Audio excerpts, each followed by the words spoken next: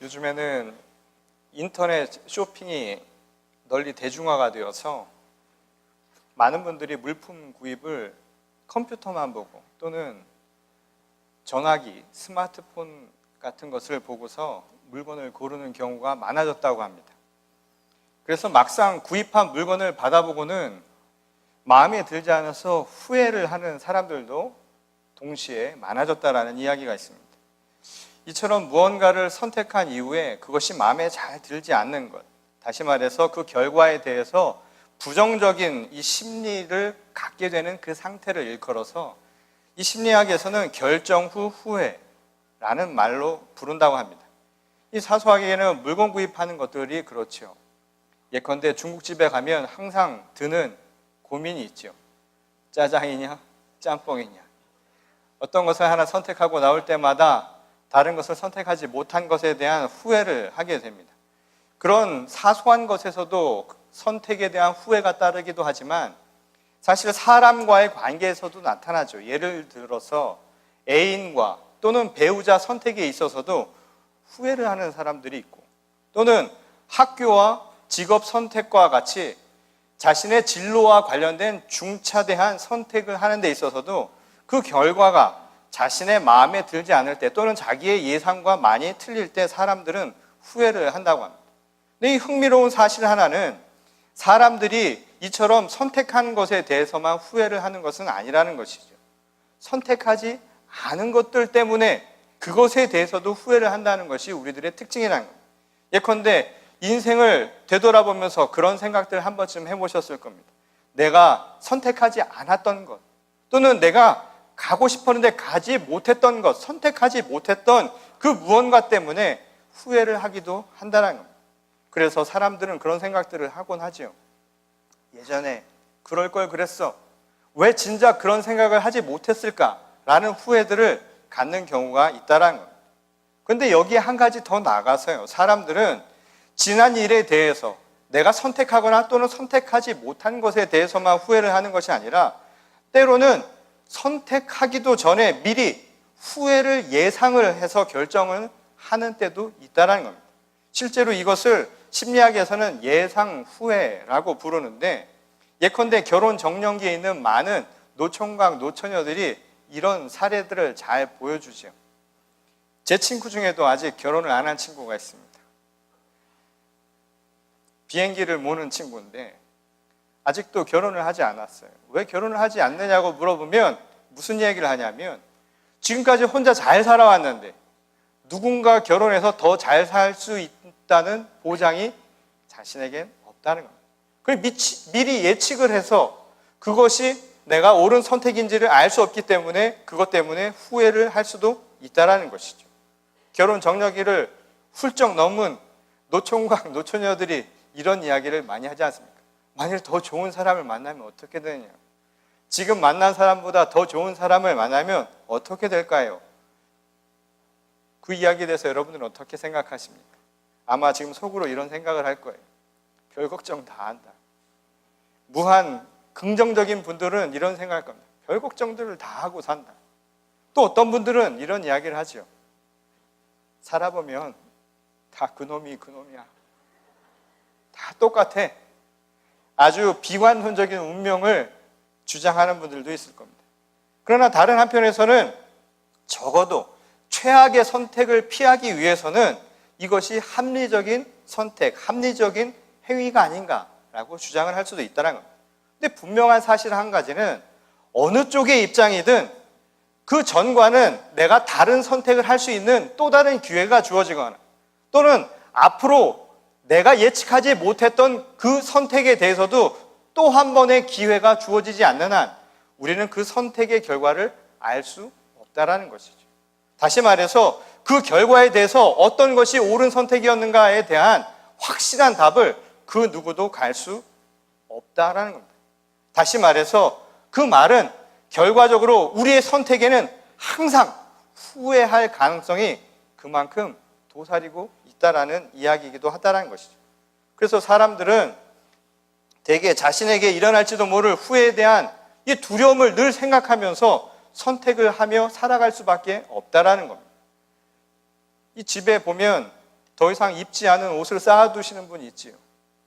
물건을 그대로 쌓아두는 분이 있습니다. 학생들도 읽지도 않은 책들을 고스란히 쌓아두는 분들이 있습니다. 그분들에게 물어보죠. 이거 뭐 하려고 이렇게 모아두냐고. 그럼 뭐라고 얘기합니까? 혹시 모른다. 나중에 쓸 일이 있을지도 모릅니다. 그때 가서 후회하고 싶지 않습니다. 라고 하는 것이 많은 사람들의 생각이란 거예요. 또 늘 마음에 흡족하지 않으면서도 매번 같은 것을 고르는 게 우리들의 성향 중에 하나이죠. 여성분들은 미용실 갔다 오면 항상 후회하죠. 이럴 줄 알았어. 마음에 항상 안 들어요. 그래도 다음엔 또 그 미용실을 갑니다. 식당에 가서도 오늘은 이게 마음에 안 드는데 하면서도 또 그 식당을 가죠. 커피숍도 그렇고. 심지어는 오늘 이 자리도 그렇지 않습니까? 꼭 같은 자리를 앉는다 이 말인 거죠. 이상한 심리적인 현상이죠. 왜 그것이 나한테 뭘 가져다 주는 것도 아닌데 사람들은 내가 앉았던 그 자리가 왠지 편안해서 계속 그 자리를 앉게 된다는 겁니다. 이게 왜 그럴까요? 그것은 굳이 위험을 감수하면서 선택하고 싶지 않은 겁니다. 이미 후회를 할 것을 다 알고 있기 때문에 이왕 후회할 거면 한번 해본 후회가 훨 낫다라는 것이 사람들의 판단이라는 것이죠. 이것을 실제로 심리학에서는 현상유지 편향이라는 말로 붙이는데 사람들이 어떤 현상을 그대로 유지하는 것을 변화되는 것보다 차라리 낫다고 생각하는 경향이 있다는 거예요. 오늘 사회가 보수화되고 늘 보수적인 사고가 진보적이거나 변화되는 것을 원하는 생각보다 훨씬 많은 이유가 바로 여기에 있다는 것이죠. 그래서일까요? 많은 사람들은 항상 그런 생각을 하고 살아갑니다. 뭘 하기엔, 뭘 바꾸기엔 너무 늦었어. 이런 체념적인 말을 자주 하면서 살아가는 게 우리들의 모습이라는 거예요. 변화를 두려워하고 심지어는 잘못된 부분인 거 알면서도 이거 치워버려야 하는 거 알면서도 내게 소용이 없는 것인 줄 알면서도 막상 그것을 변화시키지 못하는 이유가 바로 이러한 심리적인 상황에 있다는 겁니다. 한편으로는 우리 마음속에 시간을 되돌리면 좋겠다. 그때로 돌아가면 더 좋은 선택을 할 수 있을 거야 라는 그런 욕망도 있지만 다른 한편으로는 동시에 정말 돌아가면 제대로 된 선택을 할 수 있을까? 막상 그것이 주어지면 내게 그런 기회가 주어지면 내가 똑같은 선택을 하지는 않을까라는 두려움을 하는 것. 이것이 바로 인간들, 우리들의 아주 잠재적인 모습 중에 하나라는 것입니다. 그렇다면 과연 우리들의 삶 속에서 변화가 일어날 수 있을까요? 우리가 어떠한 잘못된 것을 알면서도 그러면 이런 심리적 상황 속에서 어차피 후회할 거라면 난 이렇게 살고 말 거야 라는 우리들의 이런 상황 속에서 과연 삶의 변화가 가능할까요? 나아가서 우리 인생이라고 하는 궁극적인 우리 삶에서 정말 후회 없는 선택을 과연 할 수 있을까요? 과연 후회 없는 선택이라고 하는 것은 어떤 것을 말하는 걸까요? 저는 오늘 우리에게 주신 이 말씀을 통해서 이에 대한 해답을 한번 살펴보려고 합니다. 신앙의 길을 가고자 하는 그리스도인들에게 어떻게 하면 인생에서 후회 없는 선택을 하며 살 것인가? 어떤 것이 과연 후회하지 않는 선택을 할 수 있는 길인가? 라고 하는 것을 오늘 본문의 말씀을 통해서 함께 살펴보려고 합니다. 오늘 우리가 함께 읽은 이 누가복음의 말씀은 이 예수님으로부터 치유를 받고 서로 다른 선택을 한 이 나병 환자들에 대한 이야기를 우리에게 가르쳐주고 있습니다. 이 본문은 예수께서 어떤 마을을 지나시는데 이 나병 환자 10사람이 이 마을 어귀에서 그 소식을 듣고 찾아가는 것으로부터 이야기가 시작되고 있죠. 이 당시 유대 사회에서는 나병뿐만 아니라 이 온갖 종류의 피부, 악성 피부 질환 같은 것들은 부정한 것으로, 정결하지 못한 것으로 판단을 했습니다. 그러한 규정들은 결국 그러한 병을 가지고 있는 사람들을 함께 살아갈 수 없는 사람들이라고 낙인 짓게 만들었죠. 그래서 그들은 대체적으로 사람들과 떨어져서 격리되어서 살아가고 있었다는 겁니다. 실제로 오늘 이 나병 환자들도 마을 사람들과 함께 어우러져 살아간 것이 아니라 마을 중심에서는 벗어난 어귀 어딘가에서 모여 격리되어서 살았다는 것을 우리가 짐작해 볼 수 있습니다. 어쩌면 그것이 오늘 예수님이 마을로 들어가실 때 가장 먼저 그를 찾을 수 있는 이유가 되기도 했었을 겁니다. 어쨌든 그들은 마음과 몸이 온전히 치유받기를 원하는 그런 생각 속에서 예수님이 오신다라는 그 소식 한 가지만 듣고 그를 찾아 나서죠. 그럼에도 불구하고 그들은 가까이 나가지도 못합니다. 그냥 멀찍이 서서 예수를 바라보고 자비를 주십시오, 우리를 긍휼히 여기셔서 우리를 치유해 주십시오 라는 간청만 하는 모습을 오늘 보게 됩니다. 그러자 예수께서 그들에게 뭐라고 말씀하셨습니까? 가서 제사장들에게 너희의 몸을 먼저 보여라 라고 그렇게 말씀을 하십니다. 이 레위기 13장에 보면 이에 대한 이야기가 잘 설명이 되어 있는데, 이 당시 율법은 이 나병 환자, 곧 나병의 환자가 되거나 또는 나병으로부터 치유를 받았다라고 하는 모든 판단, 그 판결을 누가 내리는가? 바로 제사장의 몫이라고 기록하고 있습니다. 곧 나병의 확증은 제사장의 고유한 권한이었다는 겁니다. 그러니까 나병 환자가 완치를 내가 완전히 받았다라고 하는 것은 내가 눈으로 보고 확증을 하는 것이 아니라 제사장에게 가서 제사장이 이제 다 나았다라고 이야기를 할 때 비로소 자신이 완전히 나았다라는 것을 인정받을 수 있었다라는 겁니다. 곧 제사장의 이 판결이 아주 중요한 부분이었다는 것이죠. 실제로 제사장의 판결이 있은 뒤에도 온갖 정화 예식을 거쳐야만 했습니다. 그런 복잡한 정화 예식을 거친 뒤에 그들은 비로소 세상 속으로 들어가서 자신들이 사랑하는 사람들과 함께 하지 못했던 사람들과 어울려 살아갈 수 있게 된 것이었죠. 공식적으로 사회생활을 할 수 있다는 허가를 바로 율법을 통해서만 허용받을 수 있는 상황이었다는 겁니다. 예수께서 나병 환자에게 먼저 가서 제사장에게 몸을 보이라고 하신 까닭은 바로 이러한 율법적인 조항 때문이었던 것이죠. 예수님도 이 율법적 조항을 알고 계셨고 그것을 그대로 실행하라고 그들에게 말씀하고 있었다는 겁니다. 그런데 흥미로운 사실 한 가지가 있죠.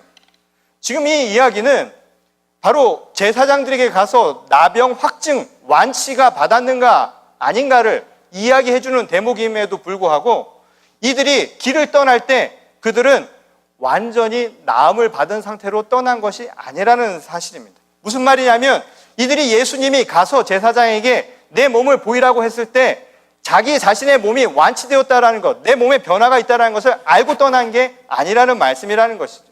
실제로 오늘 본문 말씀 14절을 보면 그들이 자신의 몸이 완쾌되었다, 예수님이 자신들을 치유했다라는 사실을 인식할 수 있는 것, 인지했던 것이 출발하기 전이 아니라 바로 출발해서 가는 도중에 일어난 사건임을 우리에게 가르쳐 줍니다. 그것은 무엇을 이야기를 해주는 걸까요? 그만큼 이들은 앞뒤 가리지 않고 지금 가고 있었다라는 이야기입니다. 내 몸이 나았는지 안 나았는지 이게 중요한 게 아니라 그냥 지금 가서 제사장에게 내 몸을 맡기고 확증받기를 원했다라는 것이죠.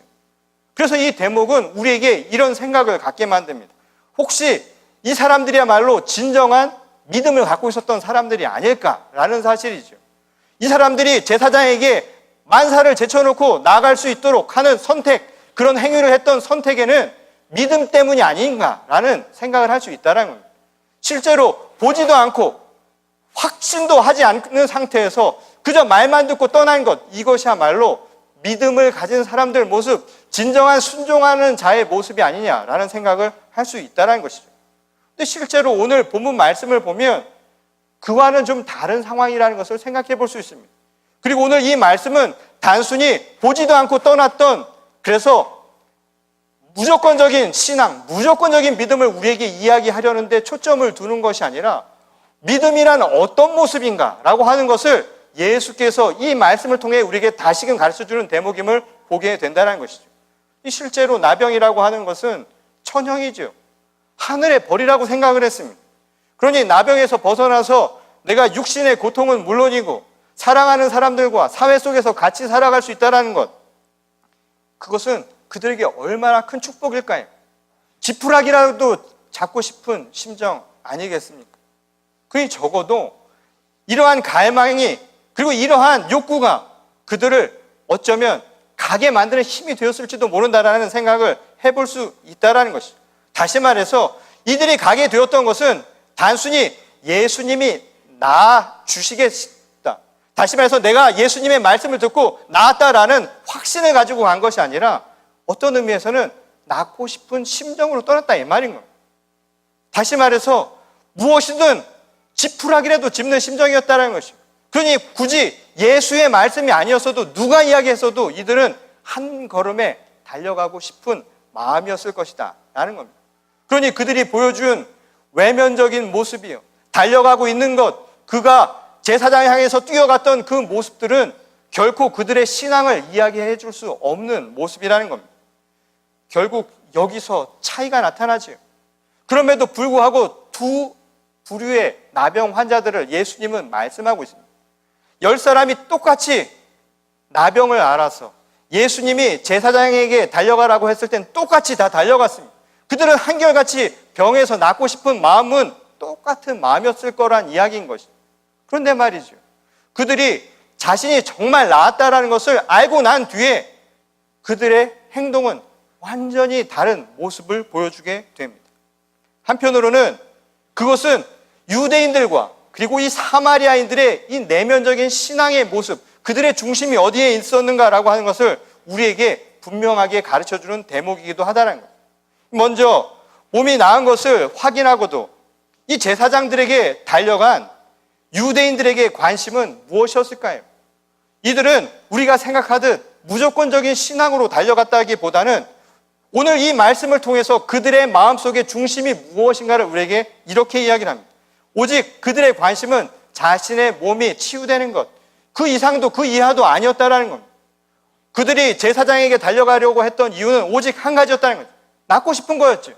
낫고서는 하루라도 빨리 사랑하는 가족들에게 가서 함께 생활하고 그리고 사회 속에서 어우러져서 공동체 생활을 하고 싶은 것, 이것만이 그들의 유일한 목적이고 유일한 관심이었다는 것을 우리에게 보여주고 있다는 겁니다.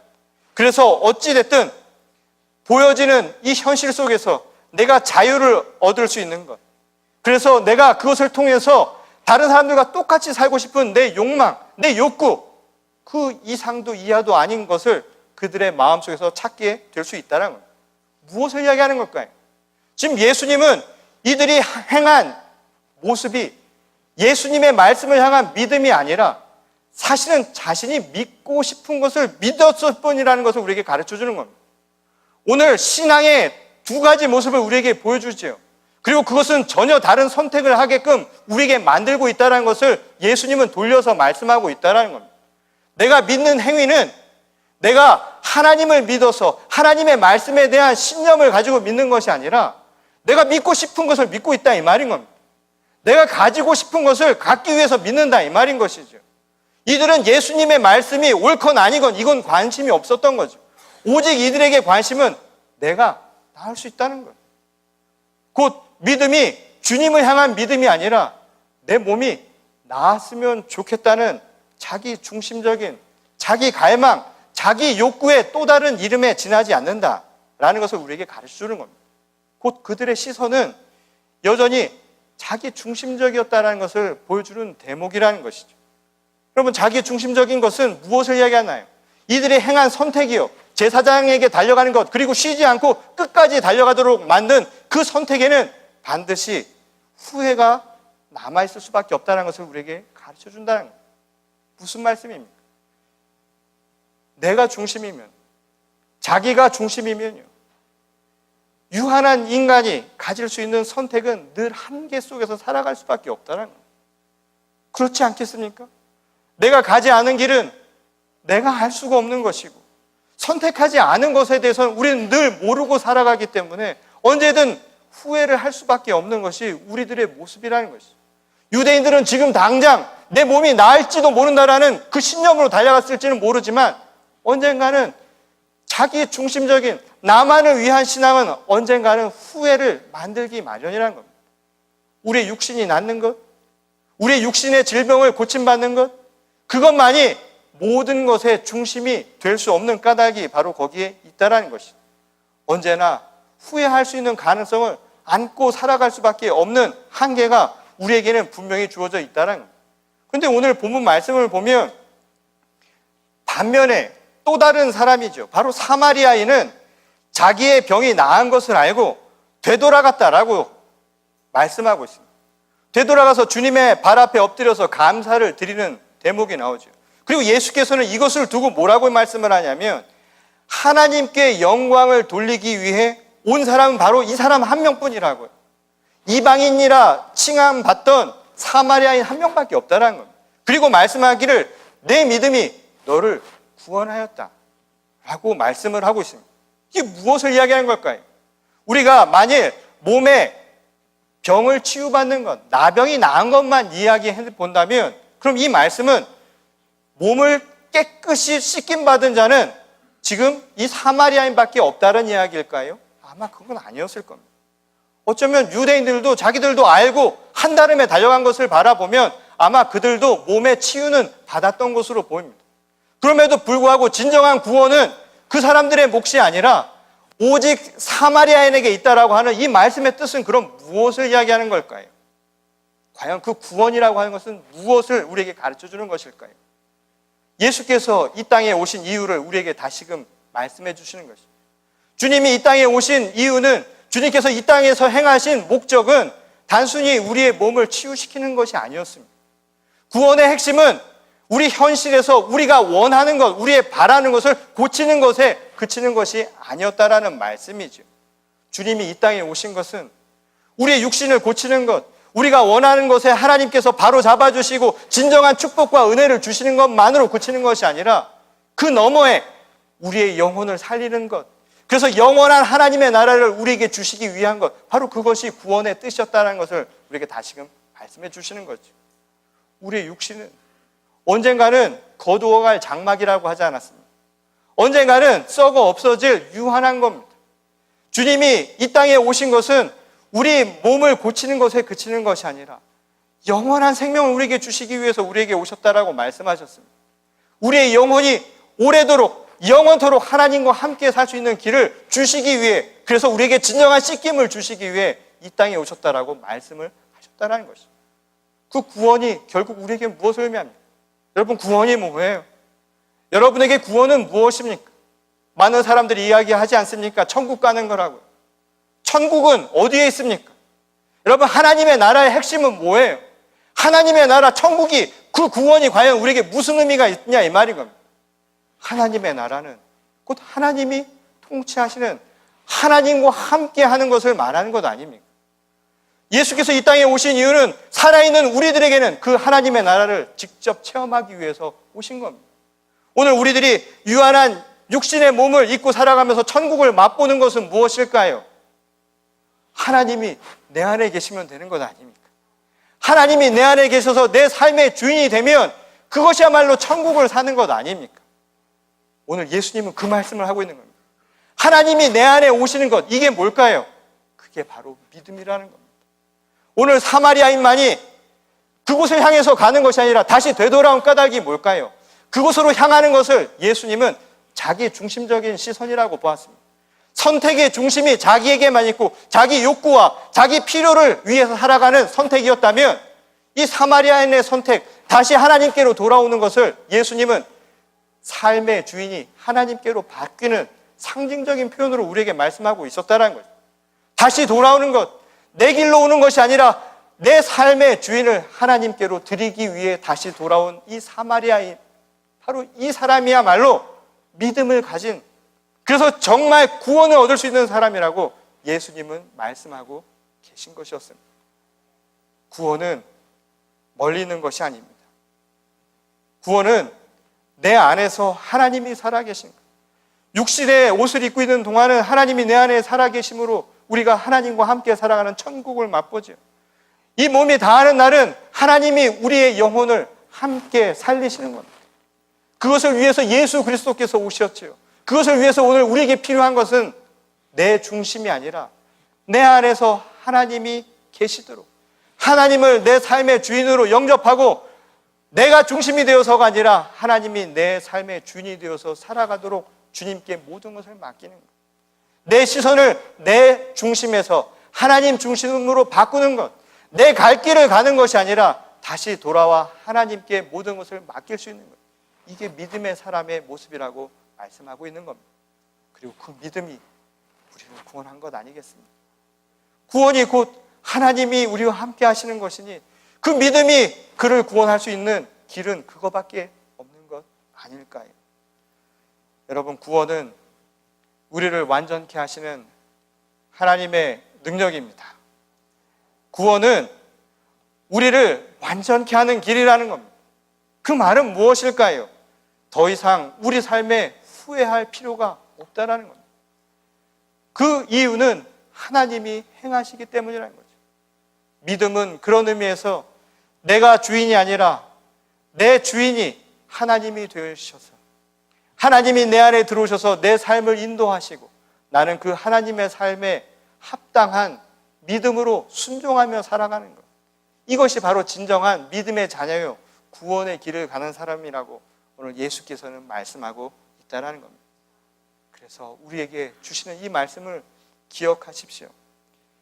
하나님께 먼저 영광과 감사를 드리기 위해 되돌아온 사마리아인처럼 오늘 우리의 욕구, 우리 인생에서 우리가 원하는 것, 내가 바라는 것을 얻는 것이야말로 믿음이라고 생각했던 우리 중심의 시선에서 바꾸어서 오늘 내 삶에 하나님이 무엇을 원하시는가? 오늘 내가 살아가는 길이 어디에 있는가? 내가 무엇을 행하면서 살아가는 것이 옳은 것인가를 먼저 하나님 앞에 구하는 우리 모두가 될 수 있기를 소망합니다.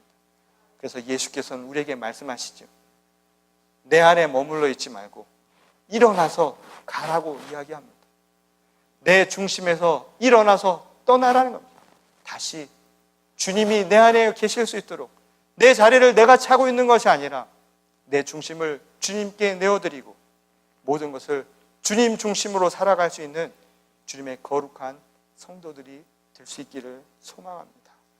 오늘 이 선택이야말로 우리를 후회 없는 선택의 길로 가게 만드실 줄 믿습니다.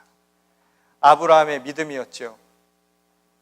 자기의 중심에서 모든 것을 떠난 것, 자기 본의적인 삶에서 자기 아비, 집, 본토 그리고 그가 살았던 모든 땅을 떠나는 것은 결국 내 중심에서 하나님의 지시대로 가는 믿음의 사람의 모습이었습니다. 오늘 사마리아인처럼 우리도 아브라함의 믿음과 같이 우리 삶의 내 중심적 시선에서 떠나서 그리고 내 선택의 기준이 내 욕구와 내 욕망과 그 내 소망으로 그치는 것이 아니라 하나님이 원하시는 하나님이 나를 통해 행하시고자 하는 그 소명을 통해서 오늘 삶을 살아가실 때 진정으로 후회 없는 선택, 후회 없는 하나님의 자녀된 삶을 살 수 있기를 주님의 이름으로 간절히 축원합니다. 우리 다 같이 기도하시겠습니다.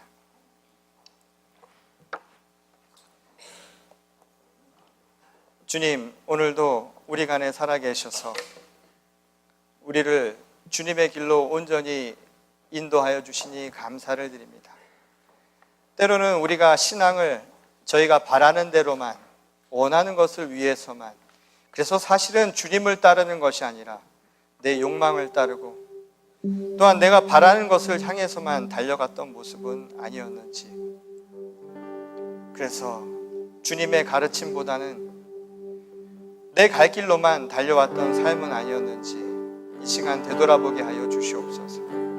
오늘 예수님의 말씀처럼 되돌아 내 삶의 주인 되신 하나님을 향한 믿음을 갖게 하셔서 진정한 구원의 길을 걸어갈 수 있는 주의 거룩한 성도들이 되게 하여 주시옵소서. 이 시대에 자기의 갈 길로만 가며 자기 중심대로 살아가는 주님의 탕자들 이 시간 그들의 눈을 되돌려서 주님께로 향하게 하여 주시옵소서. 후회하며 살아가는 삶이 아니라 주님과 함께함으로 진정 후회 없는 선택을 행하며 살 수 있는 그리하여서 우리를 완전케 하시는 하나님의 뜻대로만 살아가는 주의 거룩한 백성들이 다 되게 하여 주시옵소서. 모든 것 주님 앞에 이 시간 맡겨드리기를 원합니다. 주님, 이 시간 고백하고 결단하기를 원합니다.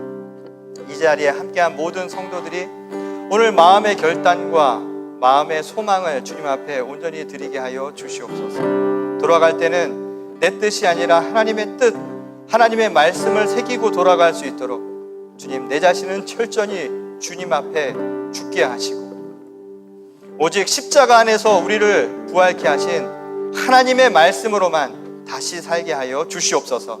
이 시간 옛것은 죽고 오직 그리스도 안에서 다시 살기를 고백하고 결단하는 주의 거룩한 성도들과 또한 이 교회가 되게 하실 줄 믿사오며 거룩하신 우리 주 예수 그리스도의 이름 받들어 간절히 기도드렸습니다. 아멘.